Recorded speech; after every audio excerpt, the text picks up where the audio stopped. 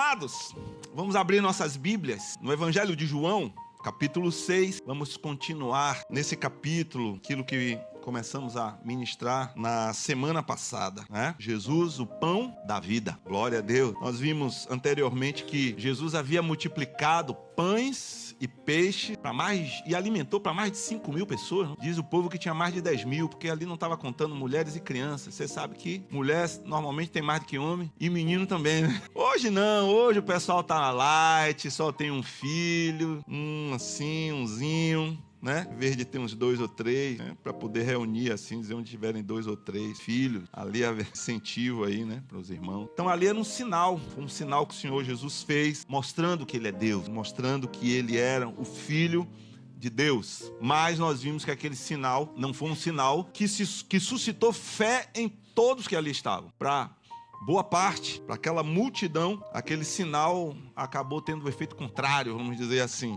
Nada que fugisse do controle de Jesus, né? Mas aquela multidão teve muito mais incredulidade do que realmente fé no Senhor Jesus. Queriam fazer dele rei porque não estavam com os corações verdadeiramente arrependidos. Estavam atrás de um rei para governar a vida deles, mas estavam atrás de um rei para dar pão, para dar peixe de graça o tempo inteiro. Então Jesus, se mandou.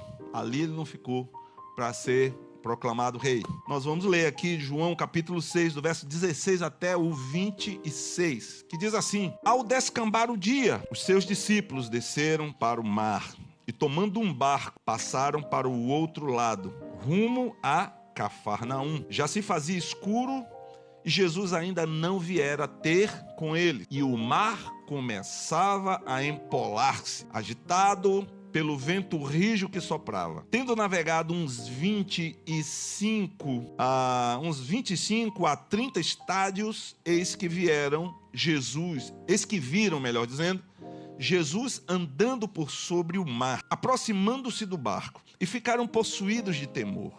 Mas Jesus lhes disse: Sou eu, não temais. Então eles, de bom grado, o receberam, e logo o barco chegou ao seu destino. No dia seguinte, a multidão que ficara do outro lado notou que ali não havia senão um pequeno barco e que Jesus não embarcara nele com seus discípulos, tendo estes partido sós. Entretanto, outros barquinhos chegaram de Tiberíades, perto do lugar onde comeram o pão, tendo o Senhor dado graças. Quando, pois, viu a multidão que Jesus não estava ali, nem os seus discípulos, tomaram os barcos e partiram para Cafarnaum à sua procura. E tendo-o encontrado no outro lado do mar, lhe perguntaram: Mestre, quando chegaste? Mestre, quando chegaste aqui? Respondeu-lhe Jesus: Em verdade vos digo, vós me procurais, não porque vistes sinais, mas porque comestes dos pães e vos fartar. Amém? Vamos orar. Pai querido, obrigado pela tua palavra, pela leitura do Evangelho, desse Evangelho que mostra que Jesus Cristo é Deus, que Ele é o Filho de Deus, que Ele é o teu Filho amado. Muito obrigado, Pai. Eu oro para que a cada dia nos conscientizemos disso, que o Senhor é o Filho de Deus e que, como discípulos do Senhor Jesus Cristo, estejamos atentos aos sinais que o Senhor faz, atentos à palavra que o Senhor ministra, para que a nossa atitude ao ouvir e ao nos encontrarmos com o Senhor sejam verdadeiramente atitudes de pessoas que nasceram de novo, de pessoas que são verdadeiros discípulos do Senhor e não atitudes da multidão. Que o Senhor cada dia seja para nós o verdadeiro pão da vida, que nos alimenta, que nos fortalece, que nos enche e que nos liga cada vez mais a Ti, ó Pai. Muito obrigado por tudo. Fala aos nossos corações nessa noite. Te pedimos no nome do Teu Filho Jesus. Amém. Amém, amados? Queridos, essa porção que lemos aqui da palavra, ela pode ser dividida em duas partes. A primeira parte que a gente pode ministrar aqui e observar e ter uma percepção é o encontro de Jesus com seus discípulos. O encontro que Jesus teve com os seus discípulos. Nós vimos no verso 16 que Jesus acabara de fazer um sinal para aquela multidão, que foi a multiplicação dos pães e peixes, não só para a multidão, mas também para os seus discípulos. O Senhor fez aquele maravilhoso sinal ali. E agora ele estava prestes a fazer outro sinal, a realizar um outro sinal, que na realidade eu acho até que foram dois, porque um foi andar sobre as águas, amém? E o outro sinal é ele ter chegado primeiro do que os discípulos no outro lado. Ele andou, eu acho que ele não só andou, mas eu acho que ele correu sobre as águas, né? Porque ele foi muito rápido, os discípulos já tinham saído e ele ainda pegou os discípulos no meio do caminho. Então o Senhor estava ali fazendo aquele sinal, dessa vez um sinal somente para os seus discípulos. A multidão não estava ali, a multidão não estava no meio do mar. E eu acredito, meus amados, que assim como a multiplicação dos pães foi um sinal intencional de Jesus, não foi um acidente, esse caminhar sobre as águas também foi um sinal intencional do Senhor Jesus, realizado justamente para mostrar aos seus discípulos que Ele é Deus, que Ele é o Filho de Deus, e para que a fé dos seus discípulos crescesse cada vez mais e se firmasse no Senhor. Eles estavam ali no seu barco e o mar começou a se empolar, o mar começou a virar, né? Aquele mar de Tiberíades, o mar da Galileia, toda aquela parte ali chamada, tudo com esse mesmo nome, ele muitas vezes vira assim o tempo e vira uma tempestade, uma coisa muito rápida, de uma hora para outra. Acontece isso. E ali aquele vento forte estava fazendo o mar ficar agitado. Isso ali já era uma preocupação para os seus discípulos. O mar se agitando, né? Bem no meio da noite, bem no meio de um momento bem complicado. E aí acontece de vir Jesus andando sobre as águas, no escuro, propriamente assim, e eles ficaram extremamente assustados com aquilo. Muito assustados. E eu acho interessante uma coisa que a gente pode aplicar à nossa vida. Na nossa caminhada, quando nós partimos de um lugar para o outro, quando nós temos os nossos objetivos, a gente vai perceber que muitas vezes o mar começa a empolar, o vento começa a soprar bem forte e sacode a vida da gente. E nós muitas vezes não percebemos que o Senhor está vindo ao nosso encontro e nos assustamos muitas vezes. Isso causa medo, isso causa temor, isso causa preocupação. Em alguns corações, muitas vezes até desespero, quando eles começam a passar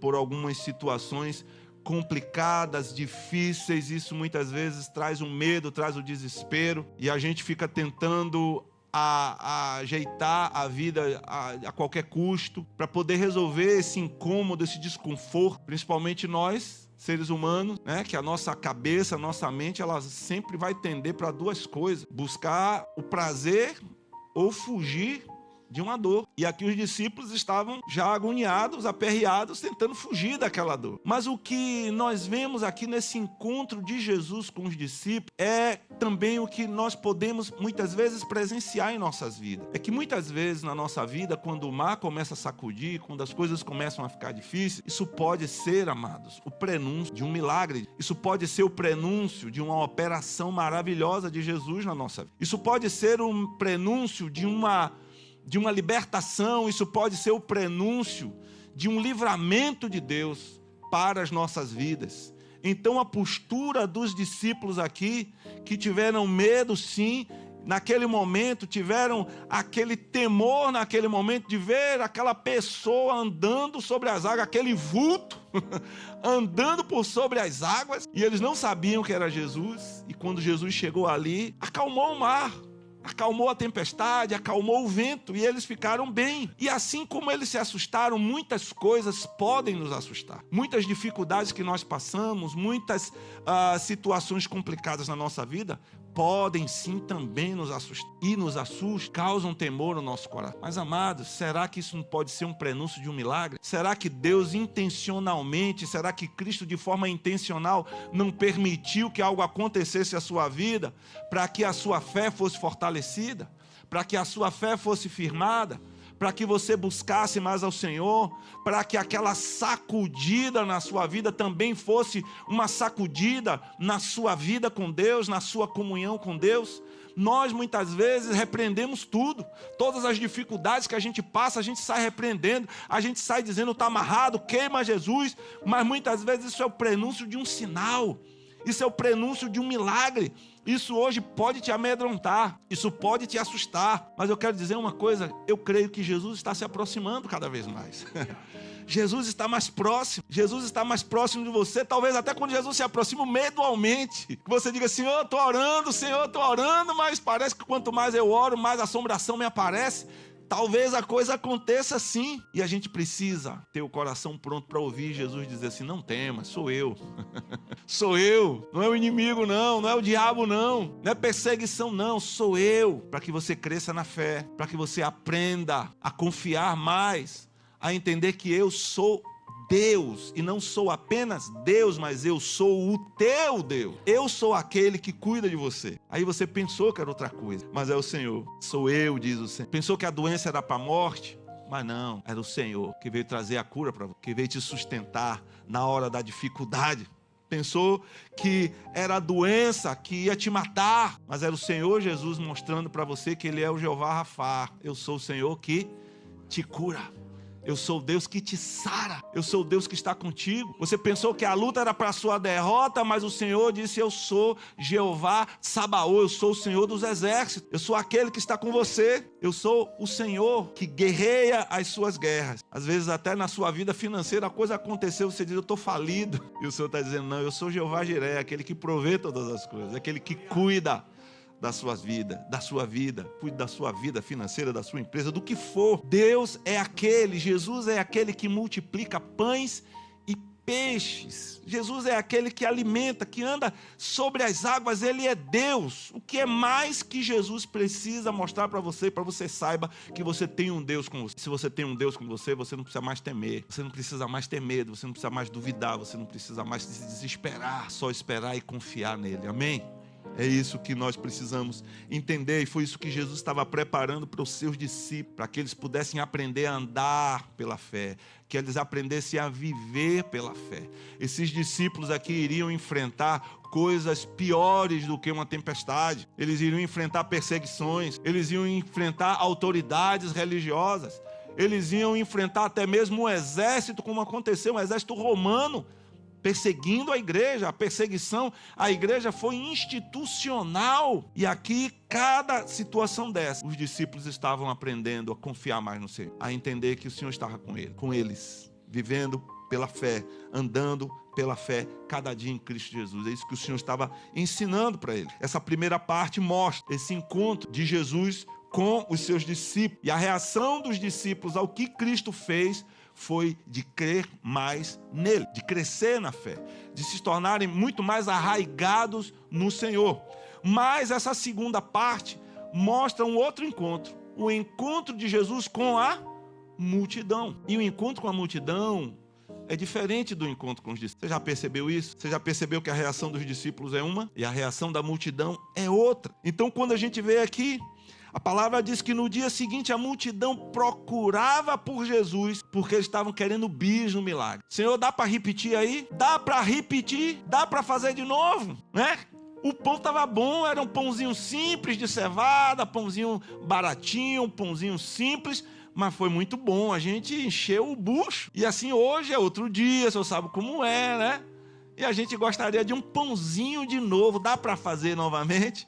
A multidão estava ali atrás de Jesus, para colocar ele como rei. Poxa, Senhor, nós estávamos aqui buscando o Senhor para colocar o Senhor aí no governo, para a gente ter o rei. O Senhor é o rei. E Jesus caiu fora, fugiu, saiu correndo, se mandou novamente para o monte, subiu para o monte sozinho. E aquela multidão novamente atrás de pão. Será que eles estavam com aquele pensamento lá do povo de Israel? Poxa, olha, Deus mandou o pão do céu, mandou o maná. Então, vamos andar com ele, porque provavelmente ele vai fazer pão de novo, né? O outro lá no deserto, nos nossos pais receberam lá pão que caía do céu. Esse aqui, o pão já vem da terra.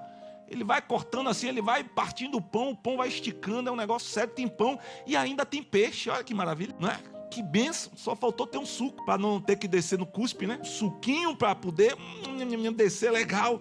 E aí a multidão estava ali, provavelmente eles estavam querendo isso diariamente, né? Poxa, se ele for rei, o pão vai descer todo dia, vai ter pão aqui toda hora. Queridos, aí é que vem uma coisa interessante dessa multidão aqui. Eles têm um coração diferente dos discípulos. Eles têm um coração diferente. Receberam um milagre. E aí já estava atrás de Jesus. Sim, Jesus, e aí? De novo, dá para fazer novamente? Dá para fazer outro? Dá para o Senhor fazer mais milagres? A vida da gente agora vai ser na base do milagre. Mas com os discípulos é diferente. Quando Deus faz um milagre na sua vida, alguém já recebeu um milagre aqui de Deus? Mas é milagre mesmo. Milagre daquele que, coisa sobrenatural mesmo. Milagrão, né? Milagrão. Não é porque tem gente, não, já pra mim já é um milagre todo dia eu acordar. Sim, mas isso aí não é um milagre, é o normal, é o ordinário, é aquilo que já acontece corriqueiramente, né? Mas milagre mesmo assim, aquele negócio sobrenatural, já aconteceu com você? Glória a Deus. Seu coração se encheu de fé? Você creu mais no Senhor? Se você passar pela mesma situação hoje, você vai ter mais fé? Ou menos, vai ter fé, né? Mas assim, quando aconteceu o milagre, você chegou para Jesus, e aí faz outro. Foi assim? Parece menino, né? Pequeno, né? Você chega assim pra criança, dá um bombom, né? Aí dá, ele pega o bombom, já abre, mete na boca, sai, a mãe fala assim, menino, como é que diz? Né? Aí o menino volta, quero outro. Não, menino, obrigado. Ah, tá, obrigado, tia, mas tem outro, né? A multidão é assim, você faz um milagre, ele quer outro. Você fez um, ele quer, faz outro aí de novo, faz de novo aí. De novo, né? Ele quer o negócio de novo. Então essa é a multidão, esse é o coração da multidão, é a reação. Eles querem viver debaixo do milagre o tempo inteiro. Amados, quando a gente se torna discípulo do Senhor Jesus, a gente precisa entender que milagre é algo que acontece esporadicamente, senão não seria milagre. É algo que acontece de vez em quando, mas nós muitas vezes queremos todo dia. Aí você estava com uma dor de cabeça, irmão, ora aqui por mim que eu estou com a dor de cabeça. Sai em nome de Jesus. Glória a Deus. Aí no outro dia que você está com dor de cabeça, você corre atrás do irmão. De novo, irmão, de novo. Bota a mão aqui. Irmão, não quer ficar lá em casa não, porque toda vez que você bota a mão na minha cabeça, a dor passa. Você não pode, né? Me prestar sua mão, sua digital, sei lá, alguma coisa aí para poder colocar, para ter milagre. Às vezes a gente quer milagre em tudo, toda hora. O dinheiro apertou no mês, aí você orou, aí de repente Deus mandou algo, você, glória a Deus, chega no outro mês, você quer gastar por conta.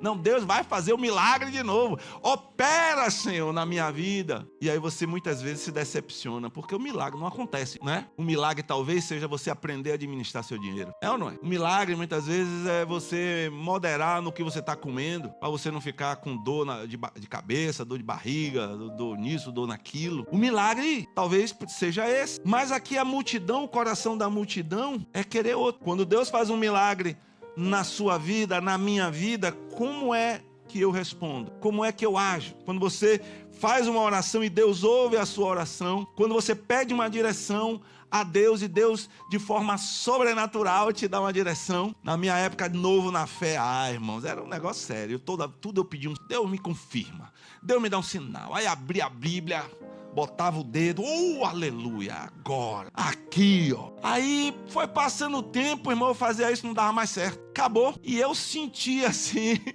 que Deus disse, rapaz, ao invés de você ficar aí com o seu dedinho, vai ler a Bíblia toda, vai aprender o que é que eu quero, vai entender qual é a minha vontade, para você parar de ficar nessa daí toda hora querendo um milagre, querendo uma forma sobrenatural, querendo toda hora que Deus fale, que Deus diga, que Deus faça isso, que Deus faça aquilo, que é tudo. Não, o Senhor tem que me dar direção, o Senhor tem que me dar direção. Muita gente já chegou para mim para dizer assim, não, porque Deus me confirmou tal coisa. Irmão, eu sou chato. Eu pergunto, confirmou como? Como foi que ele disse? Deus falou. Falou como com você? Não, ele falou. Digo, mas como foi? Você ouviu a voz assim, foi o quê? Aí quando você vai ver, irmão, que você espreme, não dá um caldo, né? Você espreme assim, não sai nada. É só aquela coisa, sabe? Senhor, eu tô doido para namorar com ela. Eu tô doido, aquela menina, Senhor, confirma. Aí a irmã, Senhor, irmão, olha aí, confirmação do Senhor. Deus falou, é ela, é a minha varoa, é ela agora, né?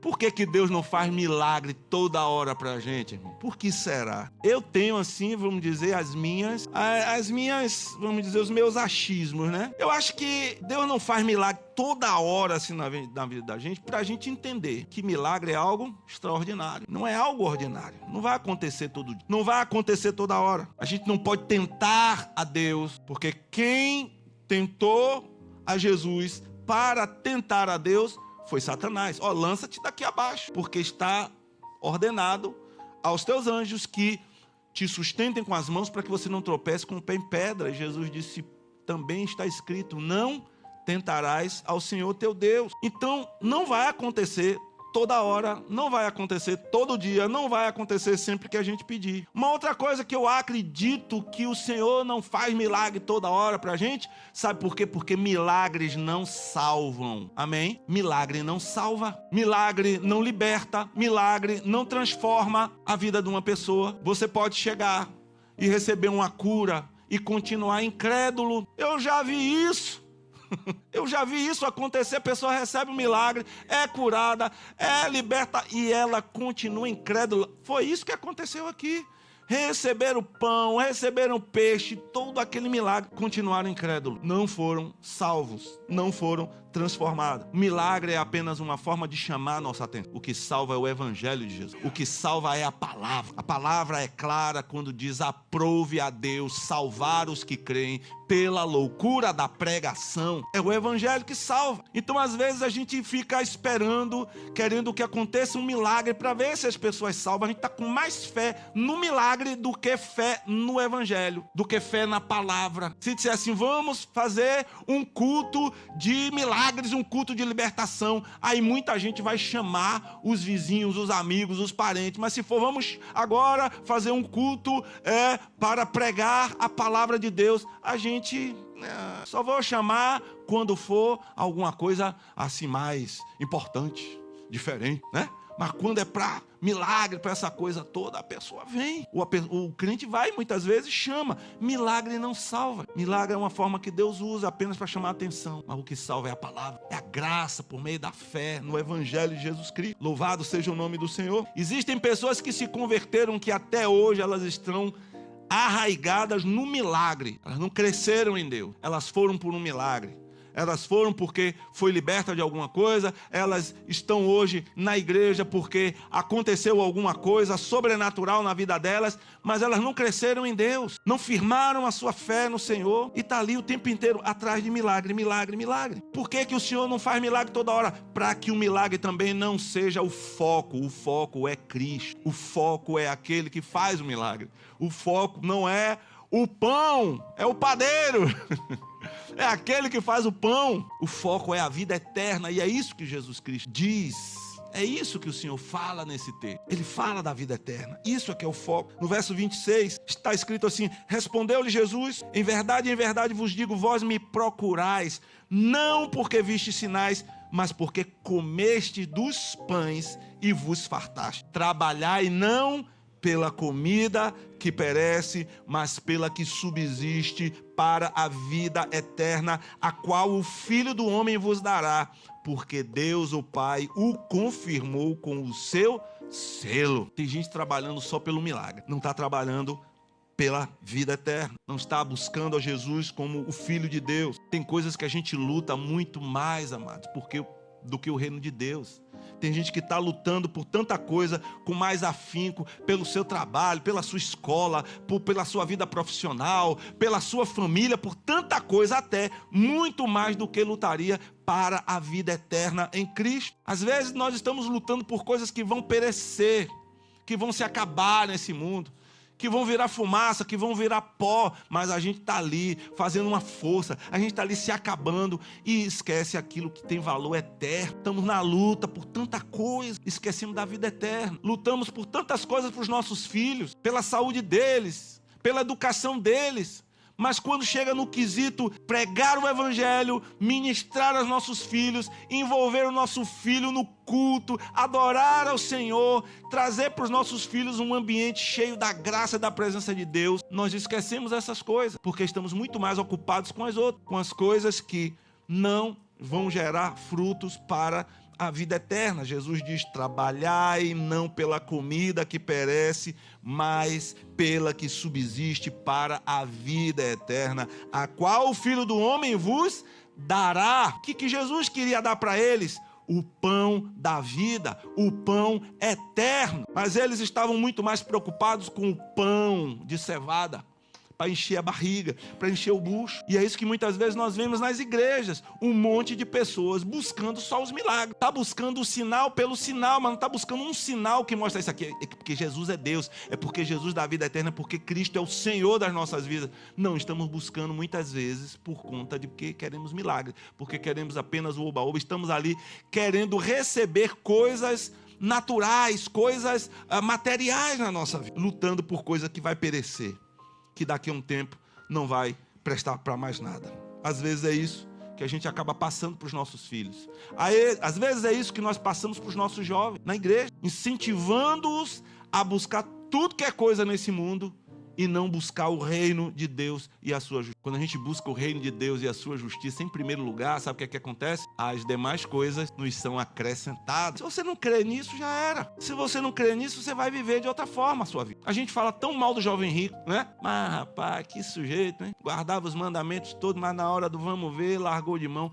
Gente, tem coisa menor do que aquilo que o jovem rico tinha que a gente não abre mão. Tem coisas que às vezes são menores do que aquilo ali que a gente não está abrindo mão. Por que não estamos abrindo mão? Porque estamos lutando por essas coisas que perecem. Isso tem sido o norte na nossa vida. De alguma forma, a cabeça da gente foi contaminada e a gente deixou de olhar para o reino de Deus, deixou de ver Jesus como o Senhor das nossas vidas e estamos buscando aquilo que perece, estamos dando atenção para aquilo que perece, aquilo que perece, aquilo que é do mundo, aquilo que vai se acabar, vai ficar aí. A gente talvez esteja lutando com muito mais afinco. Por que isso? Porque essa talvez seja a preocupação de muitos de nós. Estamos muito mais ligados e nos esquecemos do verdadeiro alimento, do verdadeiro pão da vida que é Cristo. Estamos nos esquecendo da verdadeira água da vida que é Cristo. Estamos esquecendo daquele que é a ressurreição e a vida. E estamos muito mais preocupados com coisas que perecem. Mas a gente vê aqui a diferença entre a reação dos discípulos quando encontram Jesus e a reação de uma multidão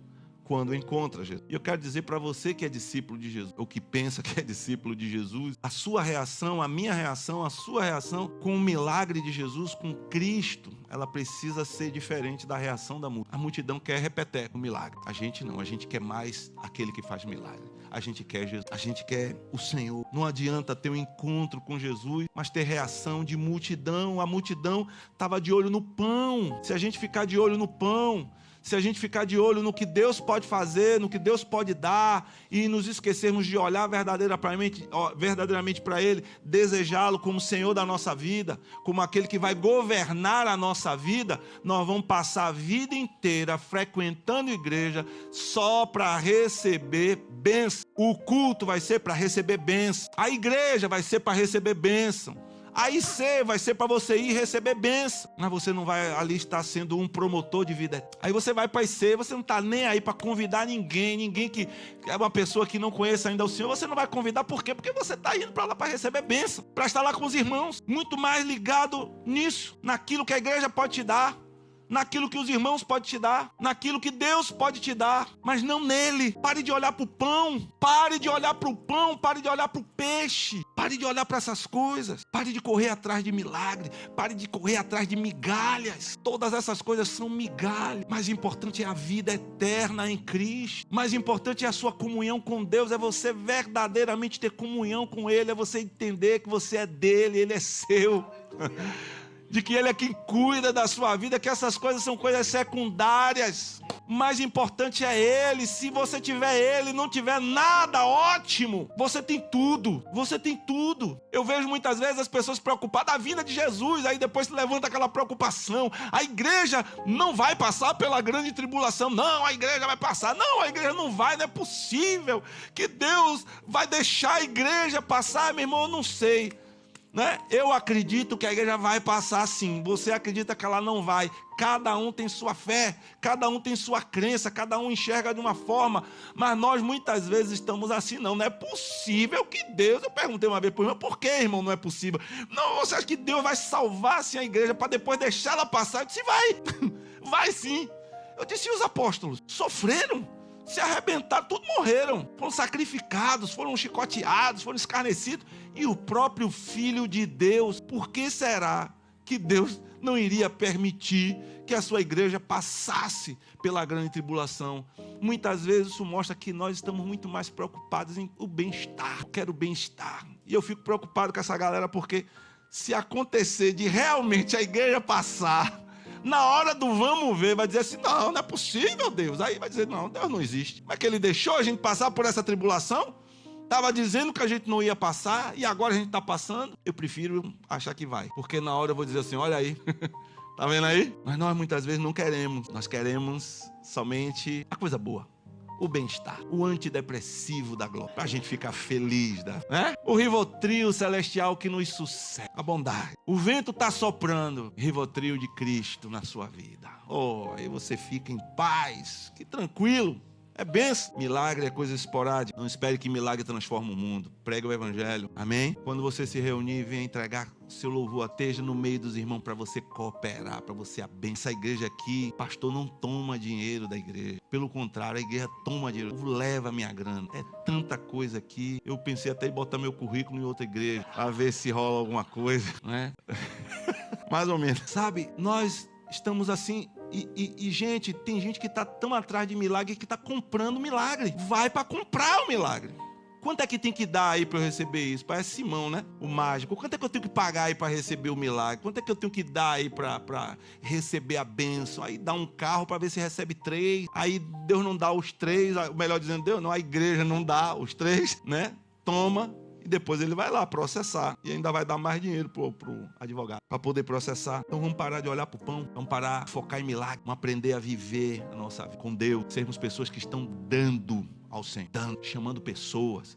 Pregando o evangelho, levando Cristo para a pessoa. Você, ao invés de estar aí querendo milagre para a sua vida, você deveria estar sendo um instrumento para fazer milagres na vida dos outros. É isso que eu quero para a minha vida, é isso que eu espero que você também deseje. Você ser um instrumento do Senhor para fazer milagre na vida dos outros e pregar o evangelho para essas pessoas. E não ficar acostumando, inclusive, as pessoas nessa coisa do milagre, do milagre, do milagre, do milagre, do milagre. Nada disso. É o evangelho. Pregue o evangelho. Entregue para elas o verdadeiro pão do céu, que é Cristo, que é Jesus, a vida eterna por intermédio dele. Então se alimente, vamos nos alimentar de Jesus. Qual é a sua reação diante do milagre? Qual é a sua reação diante de Cristo, quando você se reúne diante dele? O que é que você está esperando? Um milagre para a sua vida? Uma operação de Deus?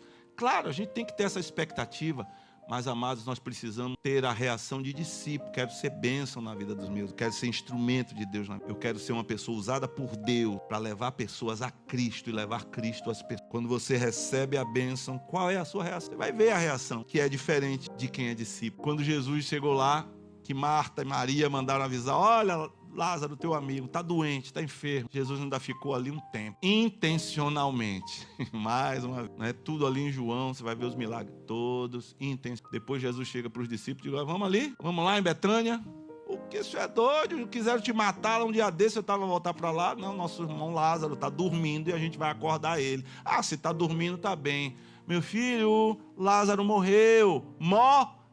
E eu folgo por não estar lá. E eu me alegro por não ter estado lá. E ele vai. Quando chega lá, vem Marta desesperada. Senhor, se o senhor não tivesse aqui, se o senhor tivesse aqui, meu irmão não teria morrido. E Jesus disse, teu irmão há de ressuscitar. Qual foi a reação dela? Ela poderia ter dito assim, mas o senhor não estava aqui. Se o senhor tivesse aqui, agora essa conversa de que ele vai ressuscitar. Acabou, ela disse, eu sei que meu irmão vai ressuscitar na ressurreição do coração firme, chorando, sentindo a dor, mas um coração firme no Senhor Jesus Cristo. Mas quando a pessoa é multidão, que Deus não faz um milagre, aí, tá vendo? Cadê Deus? Cadê Deus? Que eu precisei do Senhor e o Senhor não fez. Senhor, eu guardei a minha vida inteira, me casei virgem, estava ali me guardando, meu casamento foi destruído aí, foi isso que eu recebi. Antes eu me jogasse na bagaceira, antes eu me acabasse, fizesse um vale, comesse a merenda antes do recreio, agora eu estava bem. Essa é a reação da multidão, quando Deus não faz o que ela quer. Ela começa a ficar zangada, ela começa a reclamar. Ela começa a peitar Jesus e dizer, Moisés, que deu pão pra gente? E o senhor vai fazer qual sinal? É mole? Rapaz, se eu sou Jesus, eu dava um tapa de fogo, dava um brocão espiritual naquela galera. Amado, o nosso coração precisa ser de discípulo. Jó, Deus deu, Deus tomou. Bendito seja o nome do Senhor. Deus deu. Meu irmão há de ressuscitar na ressurreição do último. Não adianta ser discípulo, dizer que é discípulo, mas ter reação de multidão, porque o Senhor conhece os que são. Amém? Vamos orar. Quero convidar você a se colocar de pé e nós vamos orar. Talvez você esteja precisando de um milagre hoje. Não é nenhum problema. Talvez você hoje precise de um milagre. E eu vou te dizer mais. Jesus pode fazer esse milagre. Jesus pode fazer isso na sua vida, na vida de alguém que você esteja colocando diante. Eu creio que Ele pode fazer. Eu tenho fé suficiente para isso. E minha fé está em crescimento, está em fase de crescimento. Minha fé está na adolescência. Ela está crescendo ainda. E com fé em Deus vai dar aquele estirão que o adolescente dá, em nome de Jesus. Amém? E eu espero que a sua fé esteja em crescimento. Eu espero que a sua fé esteja em crescimento e em amadurecimento. Para entender que muitas vezes Deus vai dizer não para você. Em alguns momentos o Senhor vai dizer não. Hoje não. Hoje não tem pão. Hoje você vai jejuar forçadamente. Qual é o seu coração? Qual é a sua reação? Quando Ele acalmar o mar da sua vida. Quando Ele acalmar a tempestade que você está passando, qual vai ser a sua reação? Vai cobrar ao Senhor? Vai dizer, Senhor, o Senhor fez, tem que fazer de novo. Igual um menino mimado? Não. Se você é um discípulo de Jesus, você vai aprender a descansar. Se você é um discípulo de Jesus, você não vai ficar correndo o tempo inteiro atrás de milagres. Você vai ser um instrumento de milagre na vida de outras pessoas. Para isso que Jesus fez milagres na vida dos discípulos. Ele disse, olha, eu fiz grandes obras, mas vocês farão maiores, porque eu vou para o meu Pai. Então, crente, toma outra posição. Sai da posição de multidão. Sai da posição de multidão e vai para a posição de discípulo, que está ali aprendendo com o milagre, que está crescendo com o milagre, mas para depois você ir às pessoas, ir às multidões, em nome de Jesus, para tirar daquela multidão aqueles que serão escolhidos para ser discípulos. Amém? Então, quando você for reunir, quando você vem para o culto, quando você vai para a sua IC, quando você vai fazer qualquer coisa desse tipo, pensa nisso. Senhor, usa a minha vida para eu te chamar alguém para cá, para esse monte, para ouvir a tua voz, para comer do teu pão, mas para ser transformado, para governar a vida, para o Senhor governar. Senhor, usa a minha vida no estender da minha mão para que aquela pessoa seja curada. É isso que o Senhor está chamando para isso. Então, em nome de Jesus, coloca a tua vida à disposição. Você é discípulo, reaja como discípulo, haja como discípulo, pense como discípulo, se aproxime de Jesus como discípulo, se aproxime das pessoas como discípulos. Os discípulos estavam ali para alimentar aquela multidão, eles não estavam ali para comer. Estava ali para alimentar. Jesus andava em vários lugares. Ah, Senhor, come uma comida eu tenho para comer, que é fazer a vontade do meu Pai. É essa postura que a gente tem que tomar. Não é de comer, é de alimentar, não é de beber água. Jesus chegou lá na mulher do poço, não tomou um gole de água. A mulher se mandou, não deu água para ele. Ele só foi beber água depois, porque a sede dele era suprir a sede daquela. E esse deve ser o meu e o seu coração, em nome de Jesus. Se a gente tiver esse coração, nós vamos ver muitas pessoas, muita gente, que era multidão, se tornando discípulos do Senhor Jesus. Amém? Então vamos orar ao Senhor. Faça uma oração de consagração ao Senhor, de entrega. Coloca a tua vida, coloca aquilo que você tem. Você está precisando de um milagre, amém? Não é errado. Ore ao Senhor. Senhor, faz um milagre na minha vida. Mas não me deixe pensar que o milagre é tudo.